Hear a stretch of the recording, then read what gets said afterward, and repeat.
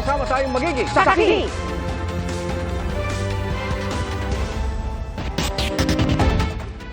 Dalawang tropical cyclone ang binabantayan ngayon ng Pag-asa. Ang bagyong Hener na batay sa 8 PM bulletin ay tinutumbok ang Northern Luzon at ang bagyong may international name na Pulasan na tatawaging bagyong Helen. Ramdam na ang epekto ng bagyong Hener at ng habagat na pinalakas ng dalawang bagyo sa ilang bahagi ng bansa. Abangan ang latest sa bagyo mamaya.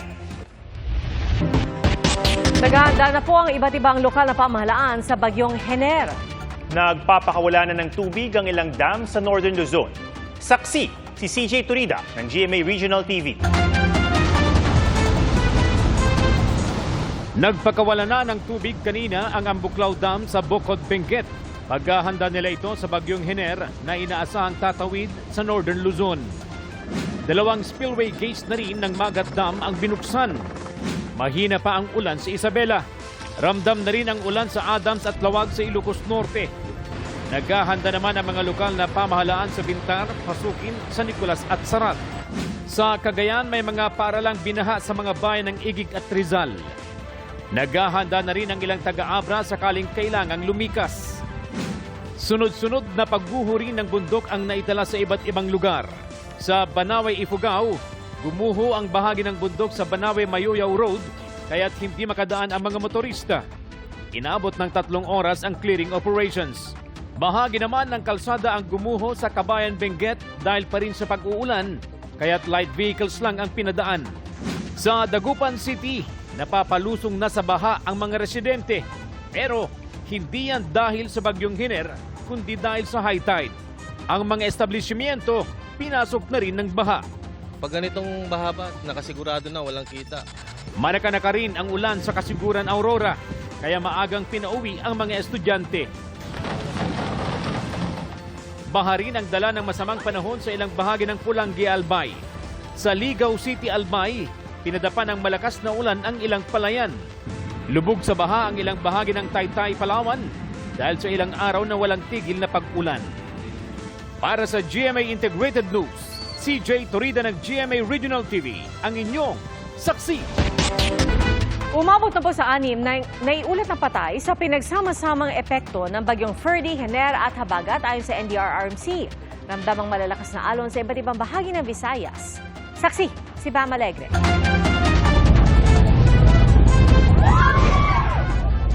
Napahiyaw ang mga pasahero ng hampasin ng malalakas na alon ang sinasakyan nilang fast craft kahapon. Dinig pati iyak ng bata. Wala pa sila noon sa kalahati ng biyahe na papunta ng Dumaguete. Dahil sa sungit ng panahon, nagpasya ang kapitan ng fast craft na bumalik na lang sa Bohol. Wala namang nasaktan. Malalakas na alon din ang sumira sa 18 bahay sa Gimbali, Iloilo. Ang ilan tuluyang bumigay. Apektado ang 22 pamilya. Pinaplano na ng barangay ang relokasyon ng mga nakatira sa ilang coastal area. Sa Pandan, Antique, isa ang naitalang nasawi matapos malunod umano. Sa Bacolod City, nasawi rin ang 4 na taong gulang na lalaki na nadulas at inanod umano sa sapa. I-evaluate kung nag-aana pala sila relocation site or not, no? Kaya kung nagdamo naman sila. But supposed to be ang ato na danger zones or ang ato na easement, wala balay. Mahigit 400 pamilya ang apektado ng mga pag-ulan sa lungsod. Kaya kay nakataas ang tubig. Nagkadita tubig mo kagabi. Ay, lapaw na, lapit na gano'n sa balay namin, sa babaw. Gano'n ko ito, asasin daw ng amang balay. Nag-start man kami hatag sa mga prophylaxis sa mga evacuees naton nga nakaubog sa especially may mga pilas. Kadamo-damo, hindi na naman makakipila nakabaksis, sir, amo na ubos mo. Patuloy naman ang paghahanap sa 14 anyos na lalaking inanod umano ng tubig sa Campomanes Bay sa Sipalay City noong Sabado. Nauna nang nasagip ang 3 pa niyang kasamahang lumalangoy noon sa dagat. Sa Lapu-Lapu City sa Cebu, wala pa noong Sabado pinagbawalan ng lumayag ang ilang sasakyang pandagat. Stranded tuloy ang aabot sa 400 pasahero sa Angasil Port.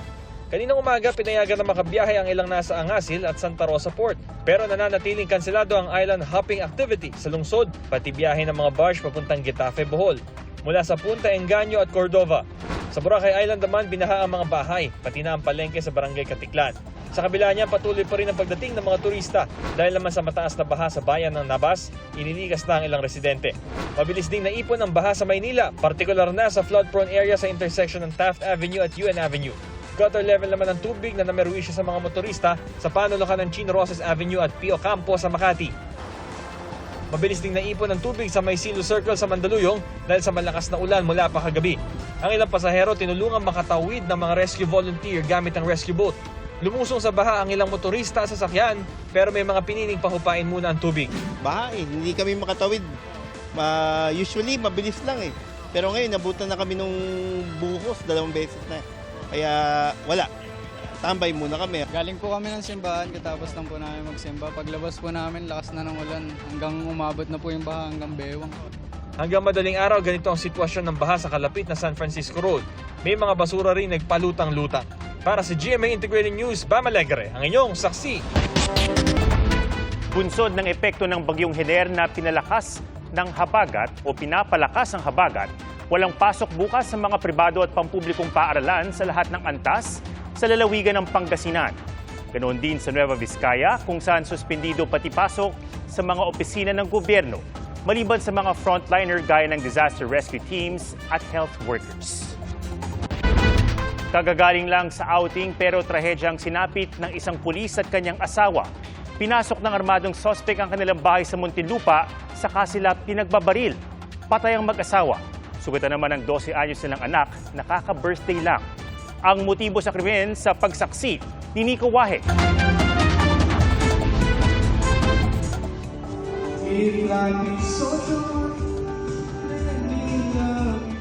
Masaya bang kumakanta si Police Captain Amino Den Mangonday o Kuya Dino sa mga malalapit sa kanya sa kanilang outing sa Los Baños, Laguna alas 5 ng hapon kahapon? Pagdiriwang ito para sa 12th birthday ng kanyang anak, inalok pa nga niyang makijam ang kanyang misis na si Mary Grace. Super saya po niya kung tutuusin dahil alam mo naman pag outing, puro enjoyment puro kasayahan lang Pero ang masaya nilang outing kasamang mag-asawa, huling beses na pala. Ilang oras lang matapos ang outing, pinagbabaril sa loob mismo ng kanilang bahay sa Muntinlupa City si Captain Mangonday at Mary Grace. Patay ang mag-asawa. Sugatan naman dahil sa tama ng bala ang kanilang anak. Bandang 1:00 ng madaling araw nang pumasok daw ang suspect sa pamamaril kay Police Captain Dino Mangonday sa gate na ito. Dahan-dahang binuksan, saka umakyat sa second floor ng bahay kung saan doon nakatira si Captain Dino. Saka binuksan ang pinto na ito na noon daw ay hindi nakalak. Pagbungad, nandun si Captain Mangonday na nakahiga sa kanyang sofa. Saka binaril. Binaril po siya sa ulo. Pagkatapos po, ay tuluyang pumasok po sa kwarto upang barilin naman po ang kanyang asawa. Isang biktima rin po natin. At matapos po ang pagbaril sa asawa, ay nakita po naman ang kanyang anak na nasa loob din ng kwarto. At ito po ay binaril din. Pero ito po ay nakasurvive at ngayon po ay inooperahan po. Hindi raw maisip ng mga malapit sa pamilya kung sino ang gumawa nito. Alam ko wala siyang kaaway. Napakabait na mga tao yan. Super bait po. Pero ayon sa Muntinlupa Police, posibleng may kinalaman sa negosyo ang pamamaril. Isang anggulo po iyon na kung saan tinitingnan po natin na ito pong asawa po ito pong isang biktima natin, si Mary Grace. Idinimanda po niya po yung 3 personalities po ng qualified theft po. Dati niya po itong empleyado. Online live selling. Online. Anong product? Mga cosmetics po. Dahil sa matagal na po nila itong sinimulan, malaki na rin po ang involved na po dito na pera. Meron na rin po kami na POI at pinag-aaralan namin maigi. Nasa process po kami na elimination. Hindi ko muna po i-reveal yun. Inilibing din agad si Mangonday at si Mary Grace alinsunod sa kaugalian ng kanilang relihiyon. Nag-aalay rin ng misa ngayong hapon ng mga pulis Muntinlupa para sa pinaslang na kasamahan. Hustisya naman ang sigaw ng mga malalapit sa pamilya. Makonsensya ka sa ginawa mo.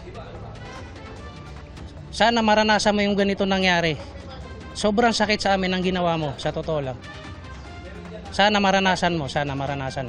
Para sa GMA Integrated News, ako si Nico Wahe, ang inyong saksi. Tinamaan ng kidlat ang kableng nagsusupply ng kuryente sa LRT Line 2. Saksi, si Sandra Aguinaldo. Biglang nag-spark ang mga kableng yan sa Gilmore Station ng LRT Line 2. Nangyari yan mag-aalas 10 kagabi kung kailan wala na ring mga pasahero. Ayon sa Light Rail Transit Authority, may tumamang kidlat at dumaloy sa tinatawag na catenary wire na nagbibigay ng kuryente sa tren. For that, makikita natin na ang daming kidlat na nag-flash talaga outside ng station. And then, ng moment na yun, biglang nag-iwanag yung sa labas ng stasyon. And then yun na, biglang sabog na yung sa loob. Naputol ang mga kable, pero mabuti na lang daw, nakadaan na noon ang pinakahuling tren. Wala ring nasaktan. Safe po yung ating system kasi nga mayroong lightning arrester yung buong system. Bukod sa lightning arrester, meron ding mekanismo ang tren para maprotektahan ito sa kidlat. May pangatlong safety measure yung ating sistema, yung ating mga tren. Bumababa yung pantograph. Makikita mo doon sa ibabaw ng tren parang may dalawang antena. Meron siyang parang automatic na scheme na kapag ka nakadetect ng mataas na power supply, bumabagsak yon para hindi tuloy-tuloy na dumaloy yung power surge. Naayos din agad ang kable kaya di naapektuhan ang unang biyahe kaninang umaga. Para sa GMA Integrated News, Sandra Aguinaldo ang inyong saksi.